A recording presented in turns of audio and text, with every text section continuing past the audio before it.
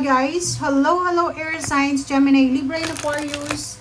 Welcome dito sa aking channel, Kapalaran 888. Welcome. Alamin natin kung anong messages, vibration, gabay energy para sa lahat. This is general reading, so pwede kang makaresonate. Gamitin mo ang iyong intuition sa panunood. So, yung first card natin is steady progress. Air signs, Gemini, Libra, and Aquarius. Sinasabi ng baraha sa'yo na kung ano man to na meron ka sa ngayon, wag kang matatakot na mawala yan sa'yo. Kasi parang merong air signs, Gemini, Libra, and Aquarius, especially yung Gemini and then Aquarius or pwedeng Libra. Masyado kayong natatakot. Natatakot kayo sa kung ano yung pwedeng mangyari sa mga susunod na araw. So, dito sinasabi ng baraha sa'yo na wag kang matakot. Okay? Just kalmado lang, just relax and be calm. Dahil steady progress to eh. Kung ano yung nagpo-progress sa'yo sa ngayon, patuloy pa rin to na magpo-progress. Okay? Okay, next card natin. Air signs, Gemini, Libra, and Aquarius.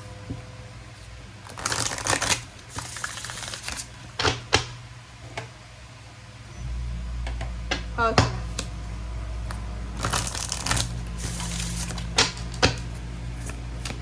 Air signs, Gemini, Libra, and Aquarius. Air signs, Gemini, Libra, and Aquarius. Second deck is New Beginnings. Wow. Second deck, first card is New Beginnings. Sinasabi sa'yo dito, Air signs, Gemini, Libra, and Aquarius na may posibleng pagbabago na magaganap sa buhay mo or naganap na. Isang bukang liwayway ang posibleng papasok sa buhay mo. So parang kung dati ay sobrang madilim sa paligid mo, hopeless, helpless, or kung ano man tong nararamdaman mo dati, yung parang feeling mo, gusto mo nang i-give up ang lahat, dito sinasabi ng baraha, huwag kang mag-alala kasi mayroong konting sinag ng araw na makikita ka, or siguro kung nasa Pilipinas ka, talagang sobrang mainit. Dito, literal, okay, spiritual, sinasabi ng baraha sa'yo na merong illumination, may clarity, may strength, na posibleng darating sa'yo para maging maayos yung takbo ng buhay mo. Okay?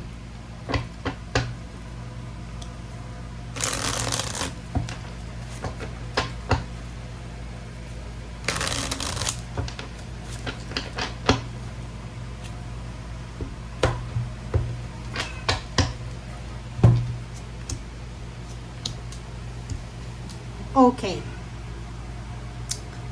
First two cards tayo sa third deck. Napakaganda ng baraha mo. Kasi sinasabi dito ng baraha na isang napakabilis na healing, na action, na strength ang posibleng matatanggap mo sa next few days na to. Okay. So, ibig sabihin niya, if ever meron kang mga nararamdaman na hindi maganda sa katawan mo, like negativity, or anything na medyo, like for example, nangihina yung kalooban mo, or nangihina yung katawan mo, or kung ano man to na panghihina na nararamdaman mo, sinasabi ng baraha sa'yo na huwag kang mag-alala kasi may incoming healing, upcoming healing, strength, ang posibleng darating sa'yo. Okay, next two cards natin is 8 of Wands and then 0 the Fool. So, dito sinasabi, isang good news, isang napakagandang balita, fresh communication ang posibleng darating sa'yo. Ang communication na to ay posibleng magdadala to sa'yo ng pagbabago. Maybe risky, maybe unexpected, pero sinasabi ng barahan na to na para sa'yo to. Okay? So, 8 of Wands, sinasabi na maraming pagbabagong magaganap sa buhay mo. Maraming parang tao na pwedeng makatulong sa'yo para makapagsimula ka ng bagong buhay, or maraming offers, maraming choices and option ka na posibleng pagpilian, lalo na kung gusto mong mag-level up yung buhay mo. So, emotional and then financial. Oh, 'di ba? So, dito sinasabi na may communication, is either letter, call, chat, email, or pwedeng may isang tao na mag-o-offer sa'yo literal ng trabaho. Pwedeng long distance, pwedeng nasa malapit lang. Mataas yung sweldo, pero medyo mahirap yung trabaho. Kaya nga risky siya. Okay? Yun. Next card natin, pwedeng relationship, pwedeng pera. So, be careful kasi maraming mag-o-offer sa'yo ngayon. Nakikita ko sa'yo dito na posibleng yung dati mong boss, dati mong kakilala, mag-send sa'yo ng message na hiring sila ngayon, kailangan nila ng tulong, ganyan, ganito. Okay.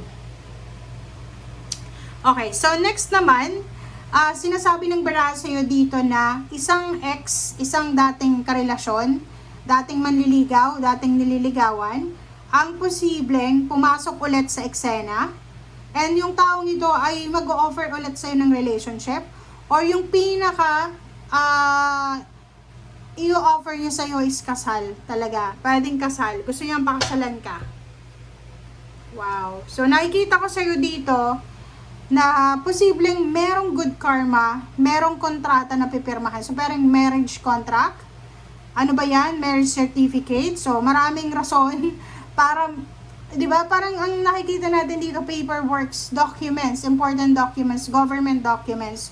So, nakikita ko na isang okasyon ang posibleng mangyayari in the near future, and may involve ito ng contract signing, or may involve itong good karma, balance, and Libra energy. Okay. Next card natin dito is 5 and 6. Sinasabi ng baraha sa inyo dito na isa sa rason, doon sa may mga asawang Libra, isa sa rason, like before kayo naghiwalay, kung may mga asawa kayo dati, may boyfriend, girlfriend, ang problema is pera. Yung pag-aaway nyo, ang rason dyan is pera. But now, nakikita ko sa'yo na you learned your lessons, and sa relationship, nakikita ko na sobrang talino mo na. Sa relationships, nakikita ko na balance, give and take energy. So, maayos yung takbo ng pera, kaperahan natin. So, may pumapasok, may lumalabas, ganyan. Okay. Next naman is 6 of Swords. So, dito sinasabi ng baraha sa'yo na nakikita ko sa'yo na posibleng meron travel ka na ginawa, or pwedeng may decision ka dati na ginawa na posibleng pinagsisisihan mo sa ngayon and gusto mo nang umalis sa situation na yan. So, ano ba yon? Pwedeng nagpakasal ka ng maaga, pwedeng nag-sign ka ng kontrata na hindi mo binabasa yung dokumento, pwedeng nag-settle down ka, nakipag-commit ka sa isang tao, sa isang sitwasyon, or sa isang komunidad, sa isang lugar na medyo risky.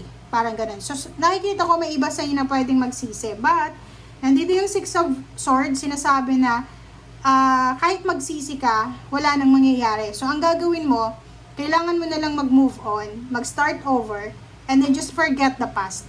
Okay? Thank you guys for watching. Bye!